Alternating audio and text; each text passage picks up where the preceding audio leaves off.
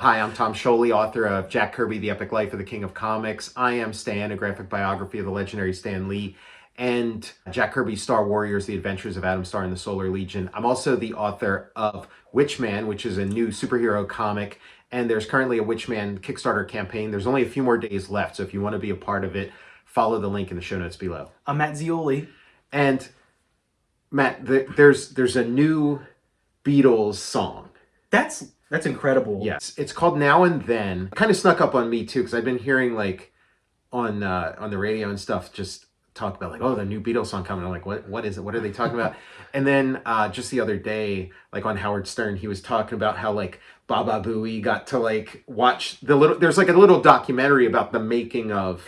I watched that. It's on Disney Plus. I don't know if you saw it. Yeah. And HBO. It's on YouTube also. Like it's just like everywhere. You know, it was like they came out with the video, the video, the making of, and then like a day or two later, then the song. Like you could get the full song. Gary's love tape. Yeah, it was Gary's love tape. Well, like Stern was. He's like, why does Baba Booey get to listen to everything before I do?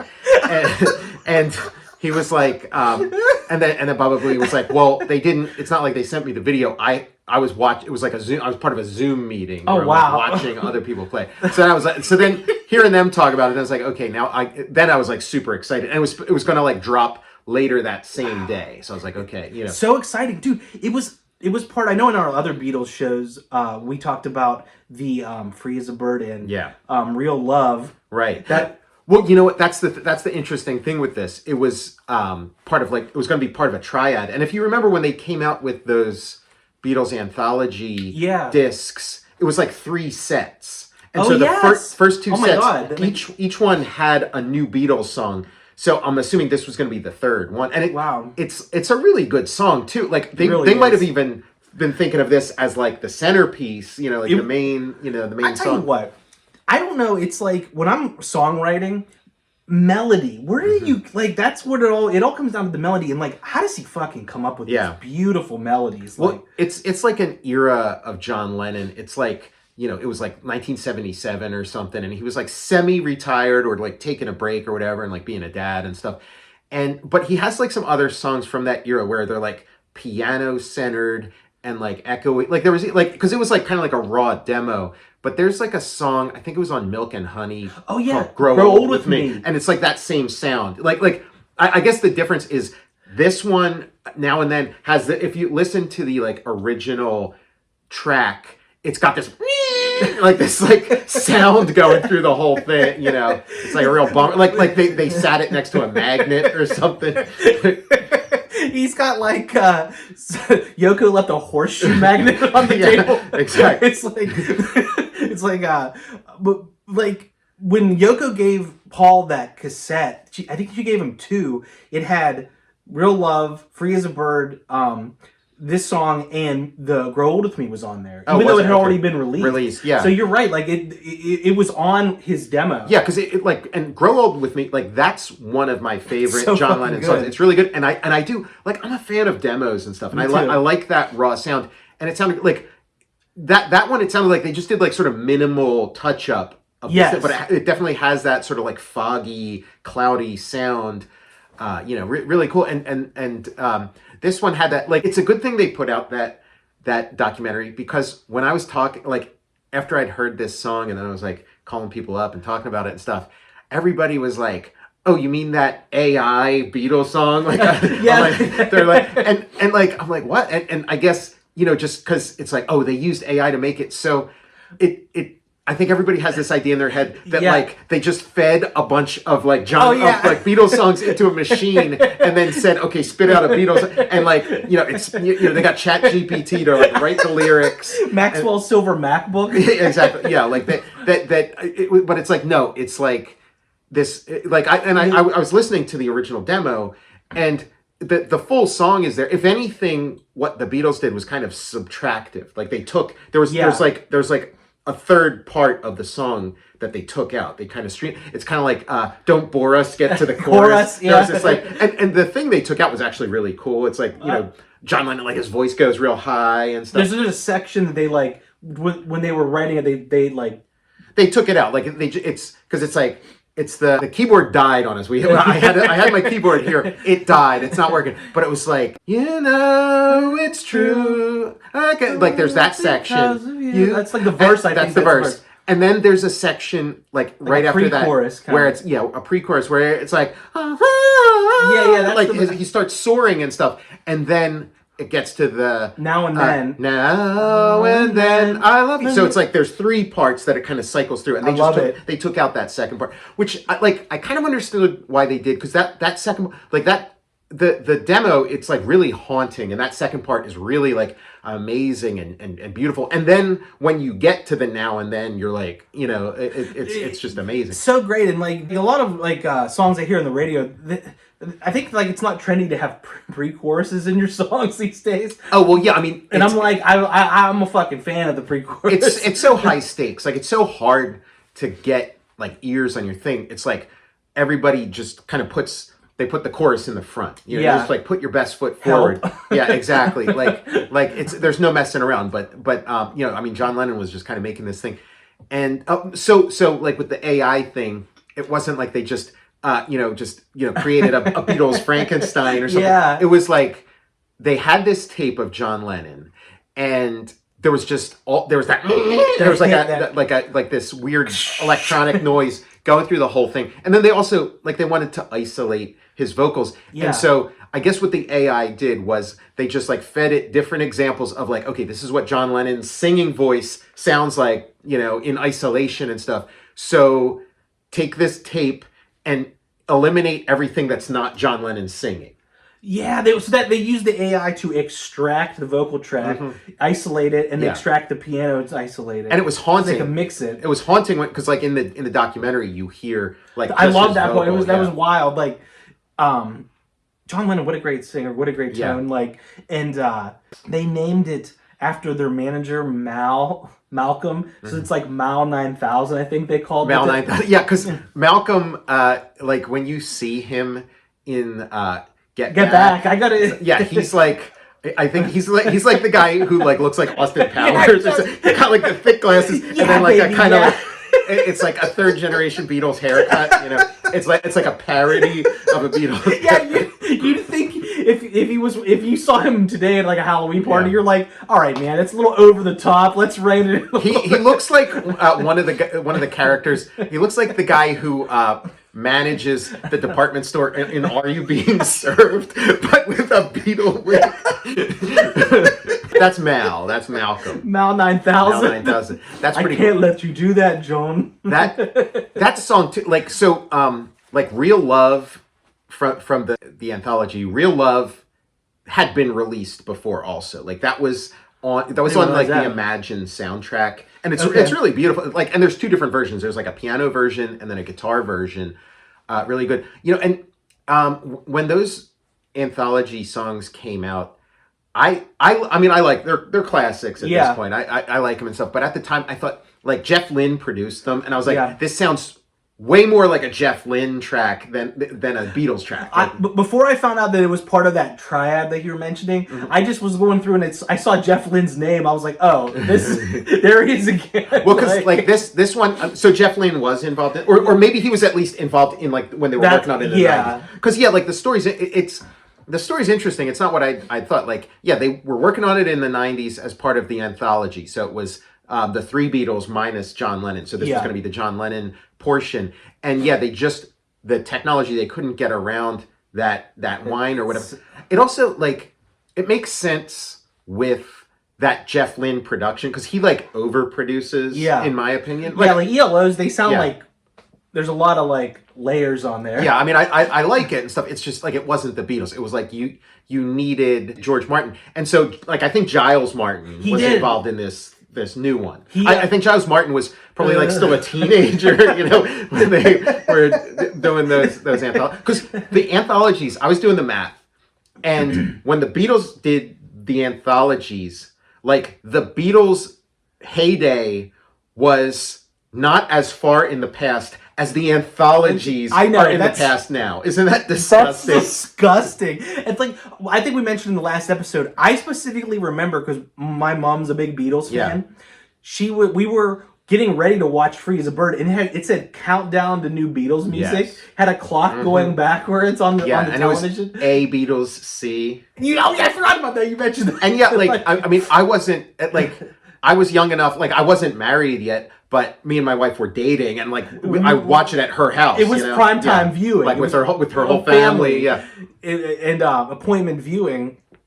And this is a big fucking deal. It is, and the thing of like they're calling it the last Beatles song. That's a bummer. Oh that's man, a bummer. But it's like now that they got this technology kind of gassed up, it's like we are gonna get the like pure AI Beatles songs where it's like a synthetic Paul, like everybody's synthetic. This is the stepping stone. This is how they soften us up to be okay with like a purely CGI Beatles. Yeah, like there's a Nirvana track. I'll have to send it to you. But they did what you're saying, like feed it like all their music. Yeah, I heard that too. Yeah, and that was kind of like kind of into that track. I was like, that's not too shabby. That was kind of like early AI stuff, you know. Well, like the one thing I saw like that blew my mind with like AI was where they took like the footage of like Luke on The Mandalorian, where they DH'd Mark Hamill, and then they sent it through AI, and it was like insanely better. Like it was like, oh my god! Like there's Mark Hamill in 1983. You know, we use AI on the Total Recall show to make me funny. Yeah, right, yeah. Yeah, anytime I've heard like shows kind of goofing around, like experimenting with AI, like they're always like more like shocked by it. And then they did the same thing with like the Princess Leia scenes in Rogue One. Like some fan or somebody like sent it through like an AI thing, and it spit out like this like amazing version of it. Yeah, you're right. This is priming the pump for the full AI Beatles. Yeah, I mean, it's a great track. It's a great track, and just kind of taking it apart a little bit. So, have you heard the demo? I haven't heard the demo. Okay, you got to check it out. The demo is like really beautiful and stuff, and this is cool too. Like it kind of when it's like it's all because, and then it changes to like an E major, like it's A minor and E minor, and then it goes to E major, which is like one of those, like the Beatles were kind of famous for that, like having all these like crazy chords, and then you just throw in like a major chord, and it like kind of throws you off. Yeah, like well, what that part, it starts sounding like a Bond theme, like a James Bond theme, like maybe John Lennon was kind of like, okay, Paul did Live and Let Die, I'm gonna do my James Bond theme. Yeah, you're right, like. That'd been sick. Yeah, because it doesn't it sound kind of like it starts going in that, and then and it's like all on the piano, and then this arrangement that they came up with all that with the orchestra, then it's like really sounding like Bondy, like a Bond kind of thing. And like, yeah, you're right. Those for the verses, like the dueling minor chords, like the two minor chords. Yeah, it goes back and forth between the two minor chords. Very, very cool. And then like. Also pretty interesting too. I think it's in the key of G major or E minor, starting on like John Lennon. Starting on the minor, like on the A minor. It's like he's always, God. You'd think he was a good musician, like, right? Yeah, yeah. You'd almost think he was a once in a lifetime genius. Yeah. I was thinking he's onto something. Like on the drive over here. I mean, I don't really believe this, but I was thinking like the only two Beatles left are the shitty ones, and like the geniuses are both gone. And so like I got a feeling Ringo's gonna be the last one. I'm gonna take bets right now. Ringo's invincible.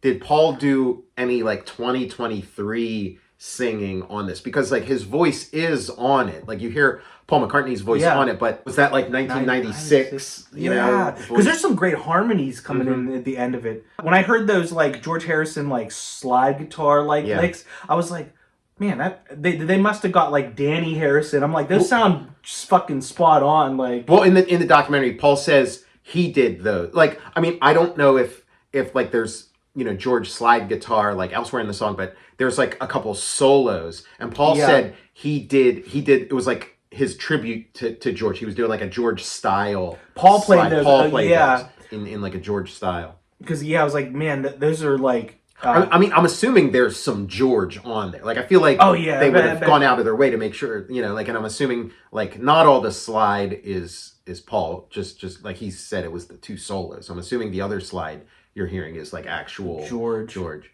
Yeah, and like for some reason Ringo, they're like, we're gonna let you sit this out. Paul plays the drums on it. But yeah, that Jeff Lynne production of those first two, I'm thinking, back then when like the technology, like you didn't have the AI where you could separate out tracks as easily. Like I'm assuming that was like to mask, like the fact that you're taking these like old John Lennon tapes that probably have a lot of like noise and that if you just throw in all this like layer and sound and kind of bury the vocal a little bit, you're right. It kind of hides the seams a little better. It's kind of like filming CGI in the rain in Jurassic Park. Yeah. And the reason, one of the factors they didn't go with it on the first go round was George thought the track for Now and Then was too crude. Like too like yeah, I mean it's the sound was just bad. So like, bad. It's beautiful, it's great, and I don't mind having like that whine going through. Like I don't mind, but I understand like a record label or the Beatles themselves being like, okay, we can't put the Beatles stamp on this thing that it's like amateur hour. It's like whine going through. John and Yoko put out. I think John was still alive when they put out "Grow Old with Me." Milk and Honey. Was that I think it was posthumous. That was posthumous. So, I mean, I'm sure Yoko would have put this song on there with "Grow Old with Me" if like the sound quality was at least as good as that. But "Grow Old" for all its rawness, doesn't have going through the whole thing. He's like a noise rocker. Someone's using the blender.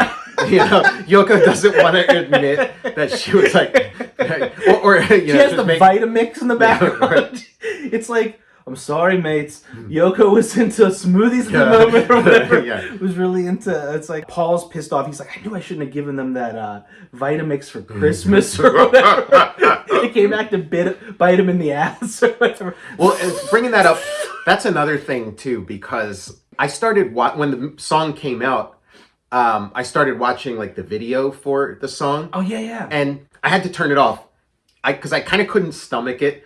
It was like, because I was like, okay, this is going to ruin the song. Like, I just want to hear the song as a song. I don't want to see this video. Because like the video is like John Lennon, like looking off into the sunset, into the distance, and then seeing like footage of the Beatles doing, like, it was real like sweet. And like, and it makes it seem as if this song is like, It's All Because of You, and so it's like him singing about the Beatles and how much he loves those guys and stuff. And it was like, that was like the furthest thing from his mind. Like he, on the same tape, there's a song called "Fuck Paul."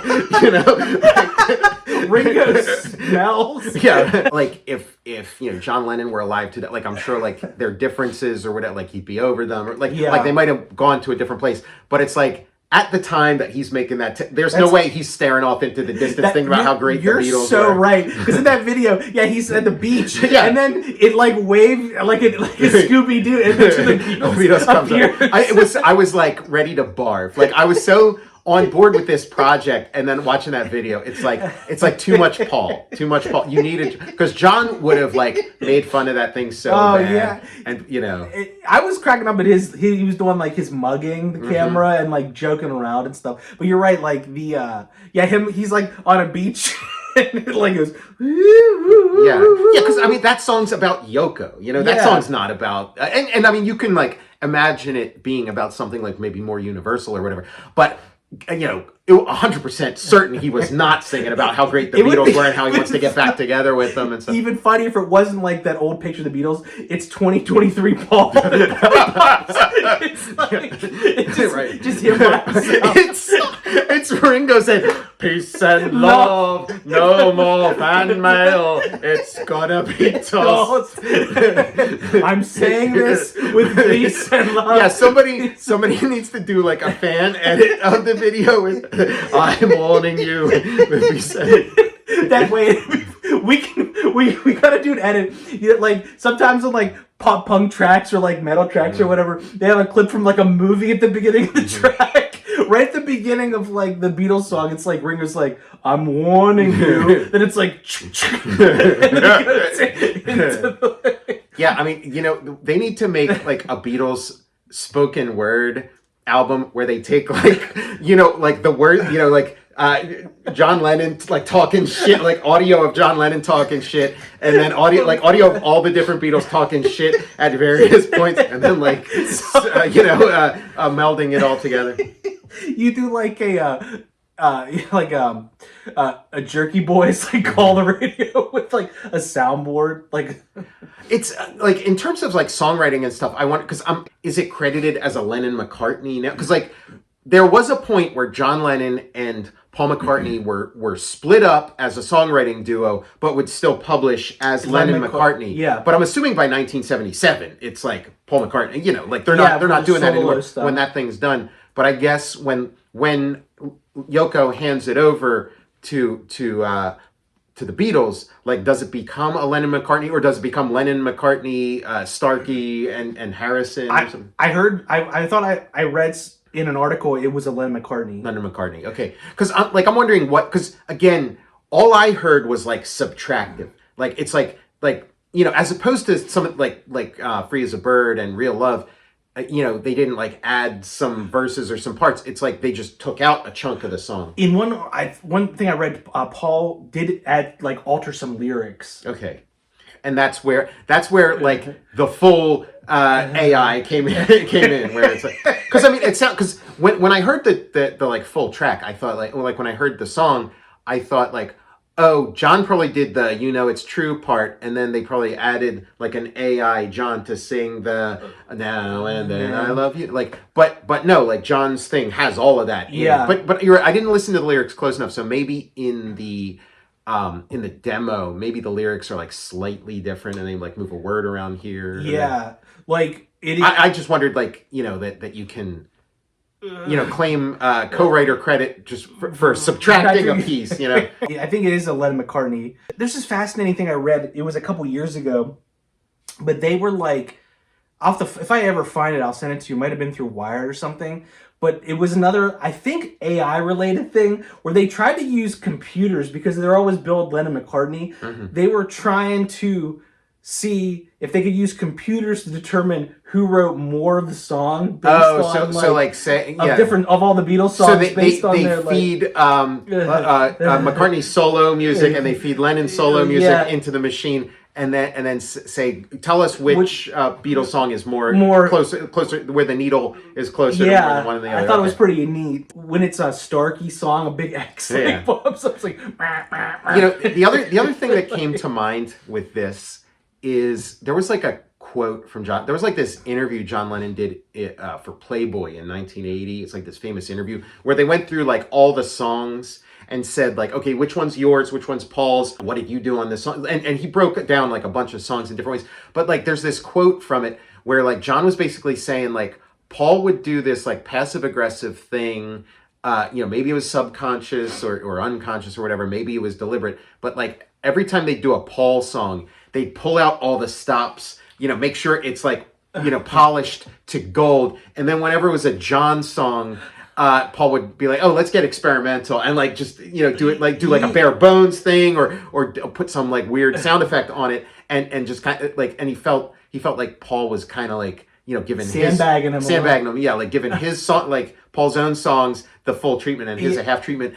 And I wonder if that was in Paul's mind at all when he's working on this one, because he gave that this has the production as if it were a Paul song, according to John's point of view. Like he gave it it's got the orchestra again. It's like that James Bond sound. And it's huge. It's big. You're right, and it leans more towards like a ELO type. Yeah, jam. It's an epic. Like it didn't.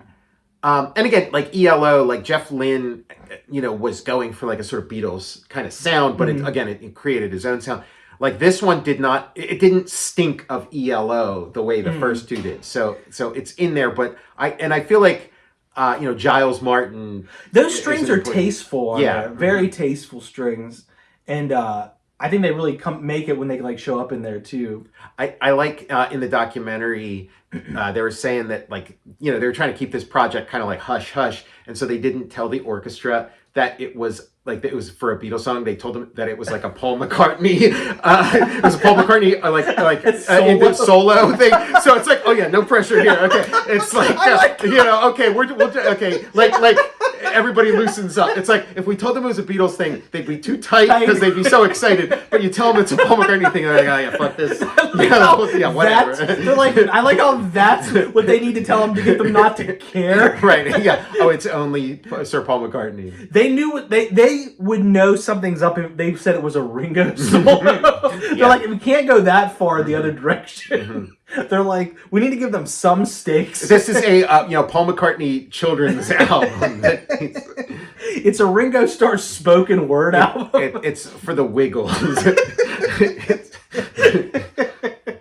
But no, yeah, I like this. I like the track. I like it. Me too. I've been like thinking about it all weekend and singing it. I was like playing it on on the keyboard and stuff. So good. Playing it on the guitar. And and yeah, love it. But then the demo, like, make sure you check out the demo. I'm gonna check that out. It's got like that raw John Lennon quality, and it kind of like it's really very very affecting. Very. I was watching some videos on like folks playing it, and you're right. Like there was some videos of folks playing the song from like 7 years ago. Okay. And I'm like, whoa, that they're. Yeah, I didn't realize this like demo was floating around. Yeah. And I'm like, huh. So I'm excited, man. It's now in rotation, and I'm in Beatles mode now again. Yeah, it's a worthy inclusion as like the last Beatles song or whatever. And it is sad to know that there's not any more stuff like lurking in the mind somewhere. Like you never know, Matt. I mean, like. Please find some more, Yoko. Yeah, I'm trying to think. Well, Get Back, I was just rewatching. Like, this made me want to rewatch Get Back. So I was rewatching Get Back. And they have all these, like, little fragments and stuff in there. So there are some in there that never ended up on, like, a George Harrison solo album or a John solo album or a Paul solo. There is the one I like where... Paul's doing it's like a Lonnie Donegan style song about putting on the old grease paint and stuff like the one that kind of blew my mind because like there is that John Lennon sound and that like solo John Lennon kind of attitude and stuff, and there was the one song on Get Back where it was I'm sick and tired of hearing things from narrow-minded, short-sighted, hypocritic. Like that song to me is such like a John Lennon song. And Give Me Some Truth is the song.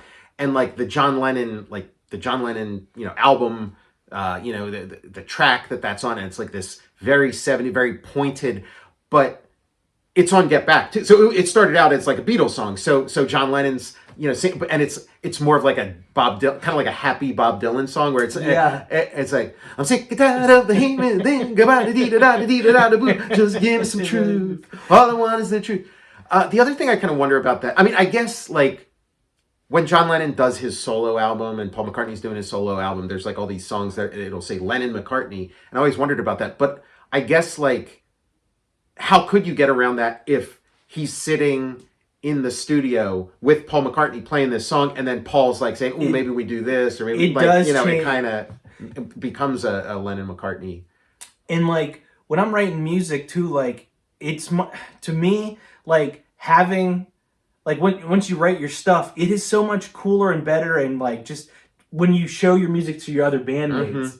Yeah, like, that's the best. Like or like coming up with a nugget, like the like it's a group effort. Yeah, and that Lennon McCartney thing was like a legal arrangement. Like they they said like, okay, our stuff's going to be that way, and then it's also kind of like, okay, yeah, you guys can Ringo and George, you can contribute to this thing too, but under the knowledge that it's going to be a Lennon McCartney. That's I don't like that. Yeah, I mean it's just a legal thing, and you got it, and you kind of iron it out ahead of time, and you always hear about like gray area stuff where like somebody who just happens to be in the room kind of gets co-writer. Yeah. Like if you don't iron this stuff out ahead of time, and I mean Paul acknowledged it in a recent interview. He was saying like that song "And I Love Her," it's got that do do do do running all through it, and he's like, that was George. George was the one who did do do do, and he's like, that's the song is the George part, but it's Lennon McCartney. Like they should have split it 4 ways because like. People, you can do something subconsciously or like just a little thing here, like you just mentioned. Like, hey, I mean, like I've heard people in bands talk about this. it's like I think Coldplay does this, where it's like these songs are written by Coldplay. Yeah. And like those guys, I think they're like currently working on what's going to be their last album, but like they were together for like decades. But like I think the Beatles, if everything was a Lennon McCartney, Starkey, Harrison song, like they might have never broken up. I mean, yeah. I mean, who knows? They might have any, but like it felt easier for them to like jettison themselves when they were like. Yeah, particularly because like Ringo had dropped out at a point, George had dropped out at a point, John had dropped out at a point, and then Paul dropped out, and it was permanent. That was when like the band breaks up. Was when Paul, pulled out. But George, I'm sure, would have been much happier if he was like a little and got like more of his songs on the albums and stuff. Yeah, like watching Get Back, really like you feel for like not that like George was doing fine. Yeah, but it is like creatively. It's he had a bunch of songs. It's not. It's interesting because how long is it going to take me if I get one song per album? How long is it going to take me? I have this huge backlog of songs. It's going to be 40 years later, and I'll finally use up this backlog of songs. So then they break up, and then he does All Things Must Pass. It's this like 4-disc album, and it's like 1 million songs, and every one of them is like amazing. And then there's some filler. Also, there's like some jams and stuff on there, but all these amazing songs. But he kind of got most of it out of his system, and then he had like a couple good albums after that. But it wasn't like I feel like if the Beatles had gone until the 80s, he would have been able to get all his like great songs out. Just kind of like one album, one track per album at a time. And I like his work in. We were talking about Traveling Wilburys. Yeah, like. I like 80s George. Yeah, George is like his own, like, that. The Beatles are 4 different bands. It's like 4 bands in one band, each one of those guys. And yeah, they always talk about how like Ringo, I think up until, as of like the year 2000, I think Ringo had the most hits. And then it's just like Paul eventually chipped away at that number. And now Paul has the most most number 1 hits. But for a while it was Ringo. His all-star band. Yeah. Well, and because all the other Beatles would like write for Ringo, it seemed like everybody had good relationships with each other except for Paul. Paul was kind of like the odd man out. It seemed like the other 3 Beatles were like pretty tight, and Paul uniformly, and Paul was like the watching that Get Back. It was always like, oh, you watch it because originally it was Let It Be. Oh yeah, originally it was called Let It Be. And like you watch that and everybody's like, oh, watch the Beatles disintegrate. This is the Beatles falling apart. But like watching it in the sort of Get Back where you're seeing like everything, it really doesn't feel like you're watching a band fall apart. You're just watching like the normal creative process where you're like, what are we going to do next? It's like, we got nothing. We got to create something. And then there's a lot of like hand wringing and worrying and fights and all this. And then by the end of it, you got an album, Yeah. Like that, watching Get Back, it was just exciting because, like, I mean, they acted literally like any other band. Yes, exactly. Right. Yeah. Which is awesome. Yeah. It's just like nothing, That's the creative process, especially like a collaborative creative process. Except they're coming up with like the iconic. Yeah. They're coming up with the canon. And so then they come up with an album and then they kind of like abandon it and then they go record another album. Like, you're not seeing the breakup of the Beatles. They go off and do Abbey Road after that, Yeah. And then they break up, and then Phil Spector takes like the pieces, like what they'd created, and like kind of makes it into like a finished product. But they were still a band, they were keeping it together, and yet they probably just needed a break from each other. Yeah, just take a little break. Yeah, like every band, and just kind of and then like meet come up back at stronger some point. than ever. But never happened. That's too much like bad blood or like water under the bridge. Makes me sick. But we got this great song. Yeah, we got this great song, and all's well that ends well. So yeah, the Beatles 2023. The Beatles made it into 2023. Yeah, Ringo's going to be the last man standing. And Paul was like, oh, I was wondering, about doing this thing with like an old, John Lennon track. What would John think? And then you like imagine a conversation with John. And like, oh yeah, go for it. But I'm thinking like, I'm imagining a different conversation with John. Hey, Paul, would you care for a Rolls Royce?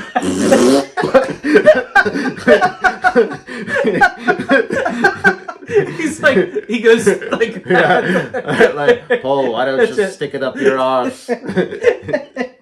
sit on it and spin Paul. Yeah, he's on the beach and Paul's face like take a long walk off a short pier. Yeah. No, but I mean I get it, like because it's like, you know, this is like pretty much like a John Lennon thing. Like why doesn't Yoko just kind of like, you know, release it as like a lost John Lennon track? But it is like she's a partner in the Beatles corporation, you know, like there's 4, you know, people at that table, and it's Paul McCartney, Ringo Starr, Olivia Harrison, and Yoko, or you know, whoever the representative of George Harrison is. I'm assuming it's Olivia. I'm assuming it's his wife. So like she's part of that, and I think, you know, she like fully understands that this thing has a greater like value as a Beatles, as a Beatles track than as like a lost John Lennon track. And the I'm just glad I'm glad it's got I'm glad it exists. The full meal deal. I enjoyed it, and like all the behind the scenes stuff is kind of great too. Like, and I want more. Really great. You know, Peter Jackson was involved. Oh, you know. I heard that with like the stuff from there's like the video or the documentary, there was like the, you know, more unreleased images, and also footage or images from Pete Best. Well, because I think Pete Best had like a bunch of like home movies and stuff, and then Pete Best was like you know, like his mom was like supposed to be like super cool and stuff, and I feel like I know some of the stuff that they wore on the Sgt. Pepper album like belonged to Pete Best's mom. Like they went to his house and like asked his mom for it, and you know, and it's kind of funny. They're like, oh, they call up like Pete's house. He's like, you guys want me to? No, we want the jacket your mom has. Great costuming. Wait, I can come back in the bath. You dingus. That's what, because like that video, like that shot we're talking about of like John looking off at the beach and seeing the Beatles, like. It looked very like, I'm like, is that like an actor, you know, wearing John Lennon? Because you just see in the back of his head, and it was very clean. And I thought, okay, yeah, Peter Jackson went in and cleaned it up. But it was also making me think of The Flash and like Nicolas Cage, the Nicolas Cage Superman in The Flash. It's like, it's the Nicolas Cage Superman, John Lennon, The Flash. Dude, you're so fucking right. I was thinking it's the guy, Peter Jackson hired the guy that played John Lennon in the movie Yesterday. Yeah, exactly. Yeah. Well, there's a video, when I was looking up those videos about how to play like Now and Then, there's a video, I didn't click it, which I'm an idiot for not. It was a John Lennon impersonator playing Now and Then on guitar. And it's a guy who looks fucking like him, and he's like, that's the guy they hired for the video. We have to, for the thumbnail, have John Lennon staring off in the distance at us. I've listened to the song a bunch of times. I watched the documentary a bunch of times. I still haven't watched like the music video all the way through. I was just like, so I don't know if it gets worse. Well, but I was like my skin was starting to crawl. Like I was just, you know, like oh man, the reaction video genre. Like I've already heard this. This is John Lennon's original demo for Now and Then that got turned into the, you know, Now and Then, you know, full, you know, Beatles song. This is the original demo. So this I've already heard it. This is Matt's first time. Wow. So watch his face. Whoa, watch his reaction. Let's see here. Okay. 1977. Here we go. Yeah.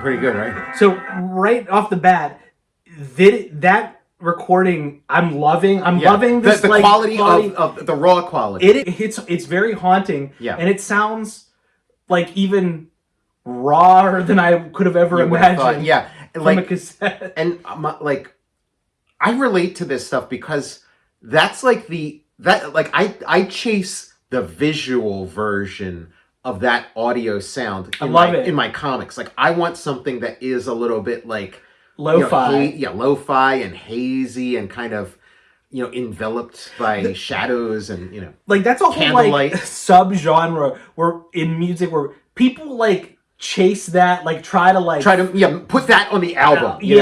Because like T-Rex, like I love T-Rex, I love Mark Bolan, and like his stuff is so like polished to a sheen, 70s like glam, like it's glossy, so glossy, and obviously like that's the aesthetic he was going for. But like there's a bunch of his demos out there, and his demos are just so beautiful. It's like got this like very genuine, like he was always kind of viewed as this sort of like glib, kind of surface level sort of like songwriter and performer. But you hear his demos, and the stuff's like soulful. Oh my god, I haven't heard any Mark Bolan demo. Yeah, like this is awesome. Like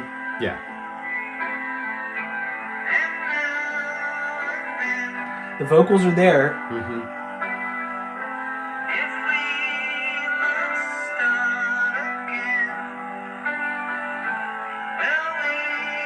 I tell you what, it feels like they up the tempo. Like what I had been saying before in that other video about them just sort of using the AI to remove the noise. I think they might have fiddled around with it a little more than that, because I feel like John's doing like a little bit of a mumble here and there with some of like kind of swallowing some of the words, and I feel like they kind of sounds much clearer on the finish, and like much more like enunciated and stuff. So I wonder if there's like this knob of like you're right, the enunciation knob. I don't think they just pulled his like track out. Matt, we're doing like forensic work on this. Audio I like what this video has become. It was just going to be this like short little thing talking about this new Beatles song and maybe playing a little bit of it. But like it's turning, we're doing an expose. Expose here. You're right. The tempo, they increased the tempo on the finish track, and that hiss, I'm into it. But that is detrimental to them. Yeah, that's what makes it unreleasable. That's what Grow Old With Me did have that. It had everything else, but not that like hiss and This is.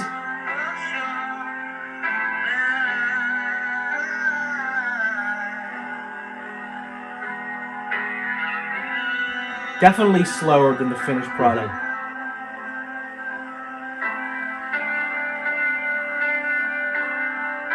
Yeah, I don't recognize this part. Mm-hmm. Yeah, this is the stuff they left out. Interesting.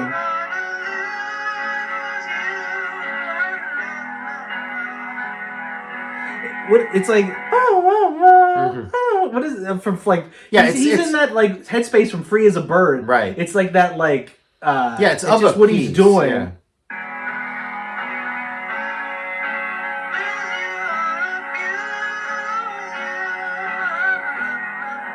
He does like a slight key change with that like A flat minor chord. But yeah, it goes in an interesting place. Cool.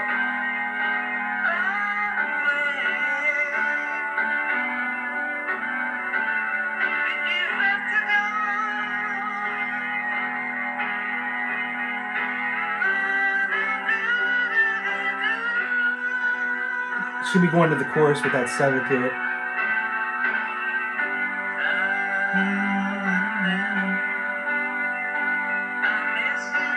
Yeah, like I love that G major to B minor is like fucking signature. That's the part that killed me when I heard the demo. Yeah, me too. Like when it goes from that like the end of that like other part and then to the now and then, it's like oh, that is sweet. Like that is a sweet transition. And like once again, from the grave, he's fucking dunking on all Buster like songwriters. Like you're always looking for like now and then. Mm-hmm. Like has anybody else like honed in on that it's such a exactly. It's like a simple lyric, and maybe there are other songs that are called Now and Then. Or but like but it's like he owns it. Owns it now. Like you're always looking for like turns of phrases or just common simple. shit. Yeah, and like he snapped it from the grave.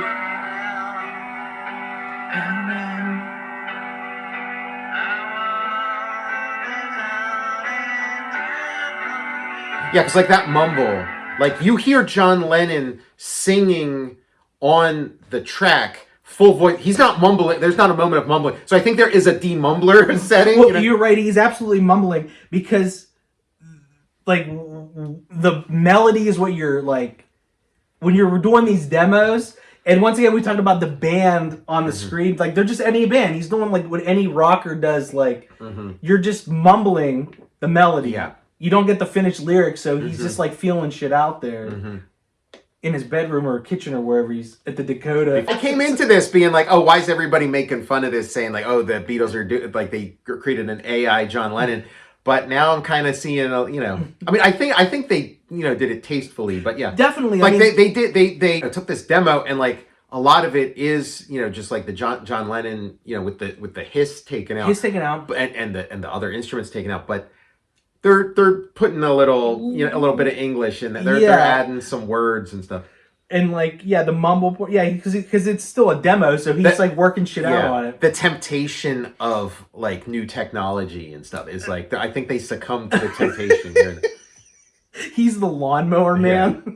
He gets jacked, the ghost in the machine. Yeah, he's just working shit out. Yeah.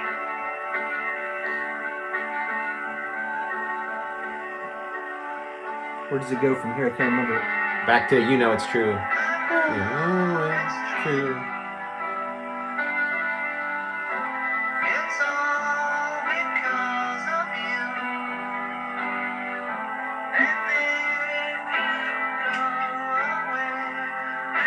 you. Kitchen noises. Yeah. Yoko's You hear a toilet flush. Someone's plunging a toilet.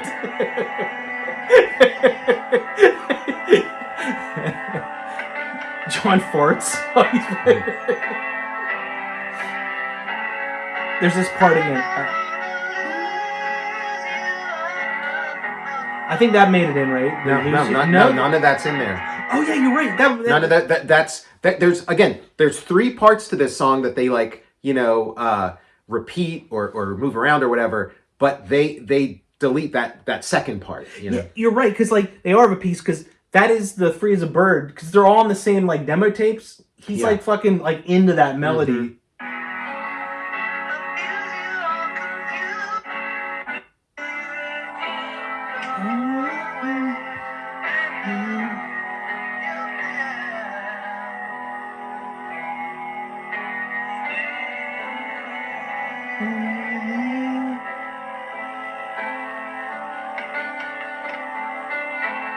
He puts popcorn in the microwave.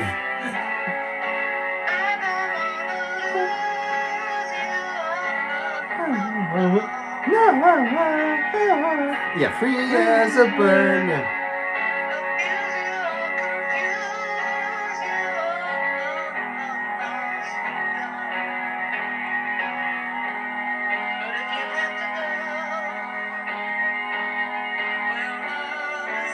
So cool. Beautiful. Yeah, really good.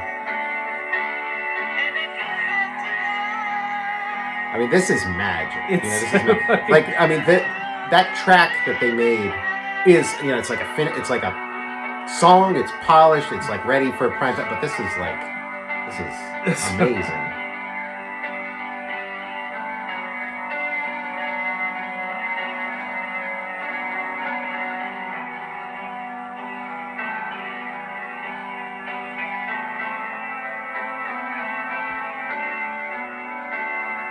Kind of like bringing it home here.